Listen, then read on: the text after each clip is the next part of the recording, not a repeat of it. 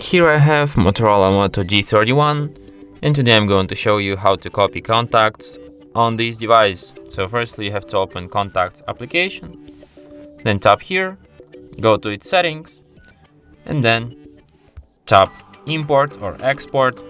So let's, for example, export contacts. Okay, so let's import contacts from SIM card. Then you have to select contacts which you want to import from your SIM card.